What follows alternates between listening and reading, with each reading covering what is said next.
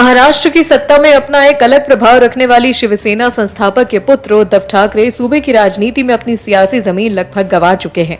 पहले हाथ से सरकार गई, फिर निशान गया और अब पार्टी भी चली गई। अवैचारिक गठबंधन के कारण लगभग सब कुछ गंवा चुके उद्धव ठाकरे का मन शायद फिर से भगवा हाथ थामने को बेचैन है। ऐसी बातों के कयास आजकल महाराष्ट्र की राजनीति में लगाए जा रहे हैं। ऐसा हो भी क्यों ना, क्योंकि महाराष्ट्र विधानसभा में ऐसे दो घटनाक्रम हुए जिसके बाद कयासों का बाजार गर्म हो गया कि क्या उद्धव ठाकरे फिर से भगवा ध्रुव में जाने का मन बना रहे हैं। आखिर क्या हो रहा है ऐसा जिससे ये चर्चा हुई, चलिए आपको बताते हैं। गुरुवार को महाराष्ट्र विधानसभा में अलग ही नजारा देखने को मिला।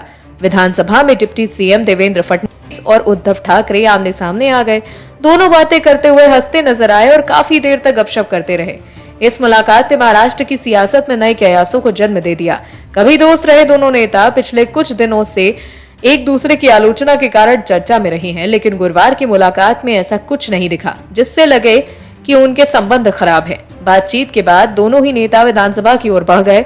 यही नहीं, सदन में भी चर्चा के दौरान उस वक्त नजारा एकदम बदल गया जब भाजपा नेता और मंत्री सुधीर मुनगंटीवार ने उद्धव ठाकरे से इशारे के साथ ही आने को कहा। मुनगंटीवार ने कहा कि उद्धव ठाकरे और शरद पवार ने भी पेड़ लगाए थे। इस बीच उद्धव ठाकरे भी कुछ बोलने लगे। उद्धव ठाकरे ने कहा कि आपके द्वारा लगाए गए पेड़ों में फल नहीं लगे हैं। इस पर मुनगंटीवार ने कहा कि हम आपसे बार बार कह रहे हैं कि पेड़ फल देगा, लेकिन आपने तो पेड़ से नाता तोड़ दिया, अब उसका क्या करें। सुधीर मुनगंटीवार ने कहा कि अभी कुछ नहीं बिगड़ा है, उद्धव जी एक बार फिर शांति से विचार करिए। अगर ऐसा है वाकई कि भाजपा अप्रत्यक्ष रूप से शिवसेना को आगे बढ़ाकर फिर गले लगाना चाहती है तो उद्धव ठाकरे को भी आगे बढ़ना चाहिए, क्योंकि इस देश के राजनीतिक इतिहास ने उन्हीं राजनेताओं को याद रखा जिन्होंने वैचारिक और सैद्धांतिक रूप से राजनीति की है। और भी वीडियोस देखने के लिए चैनल को सब्सक्राइब करें और बेल आइकन को दबाएं।